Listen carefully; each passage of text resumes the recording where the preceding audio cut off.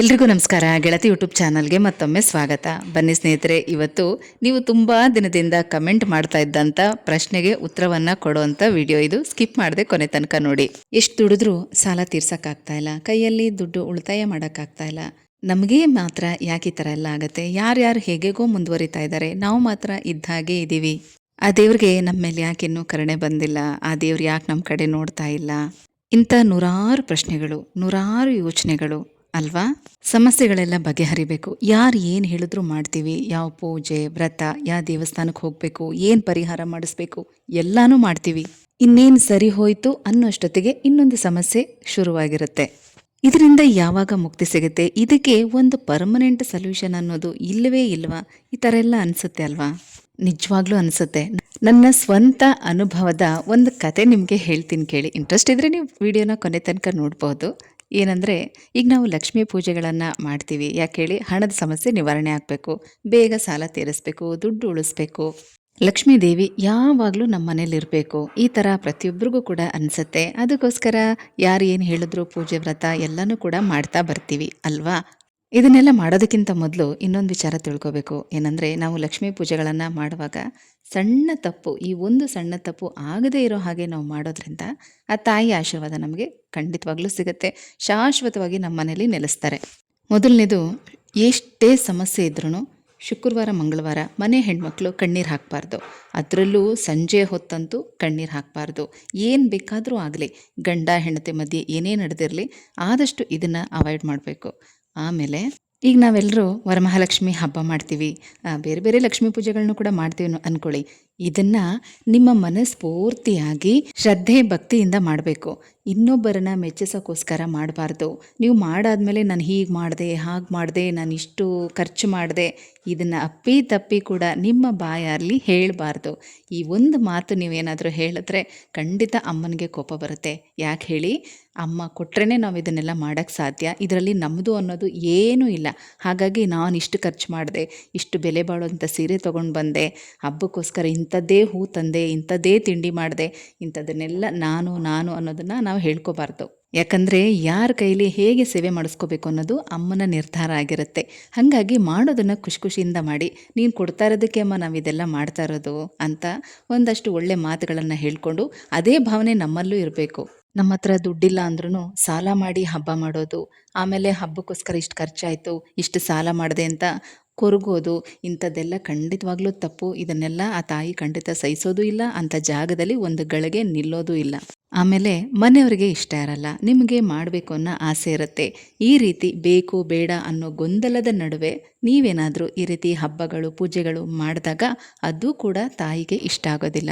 ಇಂಥ ಸಂದರ್ಭದಲ್ಲಿ ನೀವು ದೇವಿ ಹತ್ರನೇ ಹೇಳ್ಕೋಬೇಕು, ನನಗೆ ಮಾಡೋದಕ್ಕೆ ತುಂಬ ಇಷ್ಟ, ಮನೆಯವರು ಕೂಡ ಎಲ್ಲರೂ ಒಪ್ಕೊಳ್ಳೋ ಹಾಗೆ ಅವ್ರ ಮನಸ್ಥಿತಿನ ಬದಲಾಯಿಸಮ್ಮ, ನನ್ನಿಂದನೂ ಸೇವೆನ ಸ್ವೀಕರಿಸು ಅಂತ ತಾಯಿನೇ ಕೇಳ್ಕೋಬೇಕು. ಎಲ್ಲರೂ ನೋಡೋ ಹಾಗೆ ಮೆಚ್ಚೋ ಹಾಗೆ ನಾವು ಮಾಡಬೇಕು ಅಂತೇನಿಲ್ಲ. ಆ ದೇವಿ ಮೆಚ್ಚೋ ಹಾಗೆ ಮಾಡಿದ್ರೆ ಸಾಕು. ಸಿಂಪಲ್ಲಾಗಿ ಒಂದು ಕಳಸ ಇಟ್ಟು, ಒಂದು ಬ್ಲೌಸ್ ಪೀಸ್ ಇಟ್ಟು, ಎಲೆ ಅಡಿಕೆ, 2 ಬಾಳೆಹಣ್ಣಿಟ್ಟು, ಒಂದು ತುಪ್ಪದ ದೀಪ ಹಚ್ಚಿ ನಾವು ಹಬ್ಬ ಮಾಡಿದ್ರೂ ಕೂಡ ಸಾಕು. ಆ ತಾಯಿಯ ಮನಸ್ಫೂರ್ತಿಯಾಗಿ ಸ್ವೀಕರಿಸ್ತಾರೆ. ಹಾಗಾಗಿ ಹೇಳ್ತಾ ಇದ್ದೀನಿ, ಹಬ್ಬ ಮಾಡಬೇಕು ಅಂತ ದಯವಿಟ್ಟು ಸಾಲ ಮಾಡಬೇಡಿ. ಈ ಉದ್ದೇಶದಿಂದನೇ ಹಬ್ಬಕ್ಕೂ ಮೊದಲೇ ನಾನು ಮನಿ ಸೇವಿಂಗ್ಸನ್ನು ಹೇಳ್ಕೊಟ್ಟಿದ್ದು. ಇದು ನನ್ನ ಜೀವನದಲ್ಲೂ ಕೂಡ ತುಂಬ ಒಳ್ಳೆ ರೀತಿ ಬದಲಾವಣೆನ ಮಾಡಿಕೊಡ್ತು. ನಾನು ಕೂಡ ವರಮಹಾಲಕ್ಷ್ಮಿ ಹಬ್ಬ ಶುರು ಮಾಡಿದೆ, ವೈಭವಲಕ್ಷ್ಮಿ ಪೂಜೆ ಶುರು ಮಾಡಿದೆ. ಆದರೂ ಕೂಡ 5-6 ವರ್ಷ ಆದ್ರೂ ಸಮಸ್ಯೆಗಳು ಮುಗಿತಾನೇ ಇರಲಿಲ್ಲ. ಕಾರಣ ಒಂದೇ, ನಾನು ಟೈಲರ್ ಅಂಗಡಿ ಇಟ್ಕೊಂಡಿದ್ದೀನಿ, ಪಾರ್ಲರ್ ಕೆಲಸ. ಹಬ್ಬದ ಟೈಮು ಅಂದಮೇಲೆ ಎರಡೂ ಬ್ಯುಸಿ ಇರುತ್ತೆ. ಆ ಟೈಮಲ್ಲಿ ಮನೆ ಕ್ಲೀನಿಂಗು, ಹಬ್ಬಕ್ಕೋಸ್ಕರ ಪ್ರಿಪ್ರೇಷನ್ ಮಾಡ್ಕೊಳ್ಳೋದು, ಹೀಗಿರುವಾಗ ಟೆನ್ಷನಲ್ಲಿ ಬೇಜಾರಲ್ಲಿ ಎಷ್ಟೋ ಸಲ ಸರಿಯಾಗಿ ನಿಭಾಯಿಸೋಕ್ಕಾಗದೆ ಹತ್ಕೊಂಡು ಕೆಲಸ ಮಾಡಿರೋದೂ ಇದೆ. ಅದೆಲ್ಲ ನೆನೆಸ್ಕೊಂಡ್ರೆ ಈಗ ನನಗೆ ಅರ್ಥ ಆಗುತ್ತೆ, ನಾನು ಇಷ್ಟು ತಪ್ಪು ಮಾಡ್ತಾ ಇದ್ದೆ ಅಂತ. ಈ ಥರ ಎಲ್ಲ ನಾವು ಪೂಜೆ ಮಾಡಿದ್ರೆ ದೇವಿ ಸ್ವೀಕರಿಸ್ತಾರಾ? ನೀವೇ ಯೋಚನೆ ಮಾಡಿ. ಆದರೂ ಹೇಗೂ ಕಷ್ಟಪಟ್ಟು ರಾತ್ರಿಯೆಲ್ಲ ನಿದ್ದೆಗೆಟ್ಟು ಎಲ್ಲ ರೆಡಿ ಮಾಡಿಕೊಂಡು ಪೂಜೆ ಮಾಡ್ತಾಯಿದ್ದೆ, ಎಲ್ಲ ಮಾಡ್ತಾಯಿದ್ದೆ. ನಮ್ಮ ಪ್ರಕಾರ ಏನನ್ಸುತ್ತೆ, ಇಷ್ಟೆಲ್ಲ ಕಷ್ಟಪಟ್ಟು ಮಾಡಿದೆ ಅಂತ. ಆದರೆ ದೇವಿ ನಮಗೆ ಹೇಳಿದಾರ, ನೀನು ಇಷ್ಟೆಲ್ಲ ಕಷ್ಟಪಟ್ಟು ನನಗೆ ಮಾಡು ಅಂತ. ಖುಷಿಯಾಗಿ ನಿನ್ನ ಕೈಲಿ ಎಷ್ಟು ಸಾಧ್ಯ ಆಗುತ್ತೋ ನಿನ್ನ ಶಕ್ತಿಯಾನುಸಾರ ಮಾಡು ಅಂತಲೇ ನಮಗೆ ಹೇಳೋದು. ಇಂಥ ಗೊಂದಲದ ನಡುವೆ, ಸಮಸ್ಯೆಗಳ ನಡುವೆನೇ ಒಂದು ಸಲ ನನಗೆ ವೈಭವಲಕ್ಷ್ಮಿ ಪೂಜೆ ಬಗ್ಗೆ ಗೊತ್ತಾಯಿತು. ಮನಸ್ಸಿನಲ್ಲೇ ಅನ್ನಿಸ್ತಾ ಇತ್ತು, ಬೇರೆಯವರೆಲ್ಲ ಇದ್ರ ಬಗ್ಗೆ ಹೇಳುವಾಗ ನಾನು ಮಾಡಬೇಕು ಅಂತ ಅನ್ನಿಸ್ತಾ ಇತ್ತು. ಆದರೆ ಯಾರಾದರೂ ನಮಗೆ ಬುಕ್ಕು ಕೊಟ್ಟಾಗ ನಾವು ಆಮೇಲಿಂದ ವ್ರತ ಸ್ಟಾರ್ಟ್ ಮಾಡಬೇಕು ಅಂತ ಕೂಡ ಹೇಳ್ತಾ ಇದ್ರು. ಹಾಗಾಗಿ ಯಾರಾದರೂ ಬುಕ್ಕು ಕೊಡ್ತಾರಾ ಅಂತ ನೋಡ್ತಾ ಇದ್ದೆ. ಕೊನೆಗೂ ನನಗೆ ಒಬ್ಬರ ಮುಖಾಂತರ ಆ ಬುಕ್ಕು ಸಿಕ್ತು. ಅವರಿಂದ ಈ ವ್ರತದ ಬಗ್ಗೆ ಎಲ್ಲ ಮಾಹಿತಿ ತಿಳ್ಕೊಂಡು ಅದನ್ನು ಕೂಡ ಮಾಡೋಕ್ಕೆ ಶುರು ಮಾಡಿದೆ. ನಿಜ ಹೇಳ್ತೀನಿ, ನಾನು ಈ ರೀತಿ ವೈಭವಲಕ್ಷ್ಮಿ ವ್ರತನ ಶುರು ಮಾಡಿದ್ಮೇಲೆ ಕ್ರಮೇಣ ವರ್ಷದಿಂದ ವರ್ಷಕ್ಕೆ, ಅದು ಒಂದೇ ಸಲ ಅಲ್ಲ, ಹೇಳ್ತೀನಿ ಕೇಳಿ.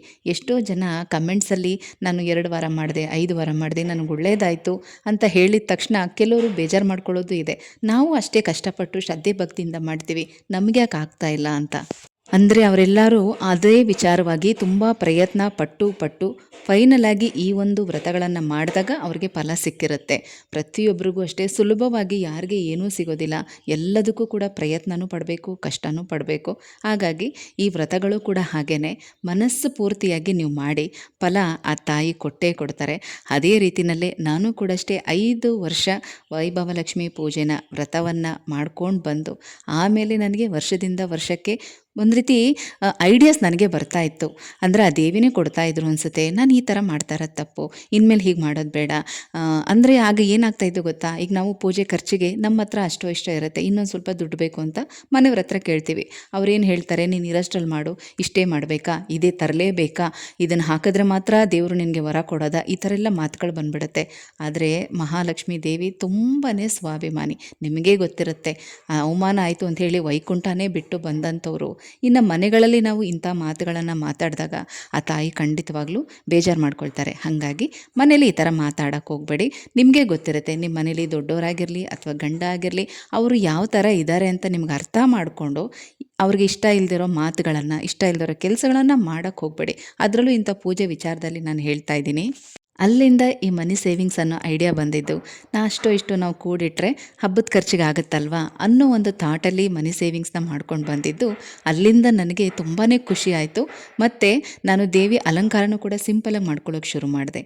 ಸಿಂಪಲ್ಲಾಗಿ ದೇವ್ರ ಮನೆಯಲ್ಲಿ ಚಿಕ್ಕ ಕಳಸಕ್ಕೇ ಬ್ಲೌಸ್ ಪೀಸ್ ಉಡಿಸಿ ನಾನು ಅಲಂಕಾರ ಮಾಡಿ ಪೂಜೆ ಮಾಡೋಕ್ಕೆ ಶುರು ಮಾಡಿದ್ಮೇಲೆ ನನಗೆ ಟೆನ್ಷನ್ ಕಡಿಮೆ ಆಯಿತು, ಕೆಲಸ ಕಡಿಮೆ ಆಯಿತು. ಮನಿ ಸೇವಿಂಗ್ಸ್ ಮಾಡ್ತಾ ಇದ್ದಿದ್ದರಿಂದ ನನ್ನ ಕೈಲಿ ದುಡ್ಡು ಇರ್ತಾಯಿತ್ತು. ಹಾಗಾಗಿ ಖುಷಿಯಿಂದ ನೆಮ್ಮದಿಯಾಗಿ ಪೂಜೆ ಮಾಡೋದಕ್ಕೆ ಶುರು ಮಾಡಿದೆ. ಅಲ್ಲಿಂದ ಬೇರೆ ಬೇರೆ ವಿಚಾರಗಳು ನನಗೆ ತಿಳಿತಾ ಹೋಯಿತು. ಅಂದರೆ ಆ ದೇವರು ಬೇರೆಯವ್ರ ಮುಖಾಂತರ ನಮಗೆ ವಿಚಾರಗಳನ್ನ ತಿಳಿಸೋಕೆ ಶುರು ಮಾಡ್ತಾರೆ. ಆಗ ವೈಭವಲಕ್ಷ್ಮಿ ವ್ರತದ ಬಗ್ಗೆ ಕೂಡ ಗೊತ್ತಾಯಿತು. ಅದನ್ನು ಕೂಡ ಮಾಡ್ತಾ ಬಂದೆ. ಆದರೆ ಯಾವುದೇ ಆಗಿರಲಿ, ನಾವು ಶುರು ಮಾಡಿದ ತಕ್ಷಣವೇ ನಮಗೆ ಫಲ ಸಿಗುತ್ತೆ ಅಂತಲ್ಲ, 5-6 ವರ್ಷ ಅದನ್ನು ಮಾಡಿ ಆಮೇಲೆ ನನಗೆ ಫಲ ಸಿಕ್ಕಿದ್ದು. ಆದರೆ ಆ ಪರಿಹಾರ ಹೇಗಿತ್ತು ಅಂದರೆ ಒಂದು ಪರ್ಮನೆಂಟ್ ಸೊಲ್ಯೂಷನ್ ಥರ. ಜೀವನದಲ್ಲಿ ಮನಿ ಪ್ರಾಬ್ಲಮ್ ಅನ್ನೋದು ತುಂಬಾ ಸುಲಭವಾಗಿ ಸಾಲ್ವ್ ಆಗೋಯ್ತು. ಅಂದರೆ ಆ ತಾಯಿ ನಮಗೆ ಒಂದಷ್ಟು ಐಡಿಯಾಗಳನ್ನ ಕೊಡ್ತಾರೆ. ನೀನು ಹೀಗೆ ಮಾಡು, ಹೀಗೆ ಹೋಗು, ನೀನು ಈ ದಾರಿಲಿ ಹೋದರೆ ನಿನಗೆ ಒಳ್ಳೆಯದಾಗತ್ತೆ, ನಿನಗೆ ದುಡ್ಡು ಉಳಿಯುತ್ತೆ, ನೀನು ಇಂಥ ಕೆಲಸ ಮಾಡಬೇಕು ಅನ್ನುವಂಥದ್ದು ನಮ್ಮ ಮನಸ್ಸಿನಲ್ಲೇ ನಮಗೆ ಬರುತ್ತೆ, ಅಥವಾ ಬೇರೆಯವ್ರ ಮುಖಾಂತರ ನಮಗೆ ತಿಳಿಯುತ್ತೆ. ಇಂಥದ್ದನ್ನೆಲ್ಲ ನಾವು ಅಳವಡಿಸ್ಕೊಂಡು ಹೋದಾಗ ಖಂಡಿತವಾಗ್ಲೂ ಹಣದ ಸಮಸ್ಯೆ, ಸಾಲದ ಸಮಸ್ಯೆಯಿಂದ ಮುಕ್ತಿ ಸಿಗುತ್ತೆ. ಈ ತಾಯಿ ಒಬ್ಬರು ನಮ್ಮ ಕೈ ಹಿಡಿದ್ಬಿಟ್ರೆ ಜೀವನದಲ್ಲಿ ಸಮಸ್ಯೆಗಳು ಅನ್ನೋದೇ ಇರೋದಿಲ್ಲ. ಹಾಗಾಗಿ ಹೇಳ್ತಾ ಇದ್ದೀನಿ, ಯಾರೆಲ್ಲ ವೈಭವಲಕ್ಷ್ಮಿ ವ್ರತವನ್ನು ಮಾಡಬೇಕು ಅಂದ್ಕೊಂಡಿದ್ದೀರೋ, ಸಾಲದಿಂದ ತುಂಬ ಬೇಗ ಮುಕ್ತಿ ಸಿಗಬೇಕು, ಅಡ ಇಟ್ಟಿರೋ ಒಡವೆಗಳನ್ನು ಬಿಡಿಸ್ಕೋಬೇಕು ಅಂತ ಅಂದ್ಕೊಂಡಿದ್ದೀರೋ, ನೀವು ಮೊದಲು ವೈಭವಲಕ್ಷ್ಮಿ ವ್ರತನ ಮಾಡೋಕ್ಕೆ ಶುರು ಮಾಡಿ. ಹೆಸರಲ್ಲೇ ಇದೆ ನೋಡಿ ವೈಭವ ಅಂತ. ಖಂಡಿತವಾಗ್ಲೂ ಎಲ್ಲ ರೀತಿಯ ವೈಭವಗಳನ್ನು ಕೂಡ ಆ ತಾಯಿ ಕರುಣಿಸ್ತಾರೆ.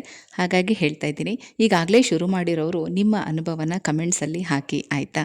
ಈ ವ್ರತ ಹೇಗೆ ಅಂದರೆ, ನಾವು ಮಾಡದೇ ಇದ್ದರೂ ಒಂದು ಸಲ ನಾವು ಮಾಡಿ ಬಿಟ್ಟರೂ ಕೂಡ ನಮ್ಮಿಂದ ತಿಳ್ಕೊಂಡಿರೋರು ಎಷ್ಟು ಜನ ವ್ರತಗಳನ್ನು ಮಾಡ್ತಾ ಇರ್ತಾರೋ ಅಷ್ಟೆಲ್ಲ ಫಲಗಳು ಕೂಡ ನಮಗೆ ಸಿಗ್ತಾ ಇರುತ್ತೆ.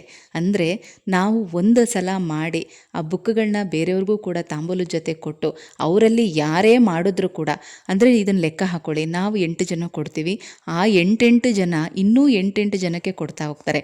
ಅಂದರೆ ಇದು ಒಂಥರ ಚೈನ್ ಲಿಂಕ್ ಥರ ಜೀವನ ಪರ್ಯಂತ ಶುಭ ಫಲ ಸಿಗುವಂಥ ವ್ರತ ಇದು.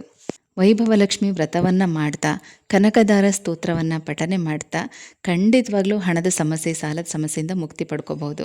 ಯಾವ ರೀತಿ ಮಾಡಬೇಕು, ಹೇಗೆ ಮಾಡಬೇಕು ಅಂತ ನೀವು ತಿಳ್ಕೋಬೇಕು ಅಂತ ಇದ್ದರೆ ಕಮೆಂಟಲ್ಲಿ ಕೇಳಿ. ಖಂಡಿತವಾಗ್ಲೂ ಮುಂದಿನ ವಿಡಿಯೋದಲ್ಲಿ ಸ್ಟೆಪ್ ಬೈ ಸ್ಟೆಪ್ ನೀವು ವೈಭವಲಕ್ಷ್ಮಿ ವ್ರತದ ಪೂಜೆಯನ್ನು ಯಾವ ರೀತಿ ಮಾಡಬೇಕು ಅನ್ನೋದನ್ನು ಡೀಟೇಲ್ ಆಗಿ ನಿಮಗೆ ತಿಳಿಸ್ತೀನಿ. ಸ್ನೇಹಿತರೆ, ಲಕ್ಷ್ಮೀ ಪೂಜೆಯಲ್ಲಿ ಇದೊಂದು ನನ್ನ ಸ್ವಂತ ಅನುಭವ, ಒಂದು ರೀತಿ ನನ್ನ ಜೀವನದಲ್ಲಿ ಒಂದು ಪವಾಡ ಅಂತಲೇ ಹೇಳ್ಬೋದು. ನೀವು ಯಾರಾದರೂ ವೈಭವಲಕ್ಷ್ಮಿ ವ್ರತ ಮಾಡಬೇಕು ಅಂತ ಅಂದ್ಕೊಂಡಿದ್ರೆ ತಪ್ಪದೇ ಕಮೆಂಟ್ಸ್ ಮಾಡಿ. ಇದ್ರ ಬಗ್ಗೆ ಹೆಚ್ಚಿಗೆ ಕಮೆಂಟ್ಸ್ಗಳು ಬಂದರೆ ನಿಮಗೆ ಹಂತವಾಗಿ ಸಂಪೂರ್ಣ ವಿವರವಾಗಿ ಯಾವಾಗ ಪ್ರಾರಂಭ ಮಾಡಬೇಕು, ಹೇಗೆ ಮಾಡಬೇಕು, ಪೂರ್ತಿ ವಿವರವಾಗಿ ಮುಂದಿನ ವಿಡಿಯೋಗಳಲ್ಲಿ ನಿಮಗೆ ತಿಳಿಸ್ತಾ ಹೋಗ್ತೀನಿ. ಮತ್ತೆ ಸಿಗ್ತೀನಿ. ಹೋಗಿ ಬರಲಾ?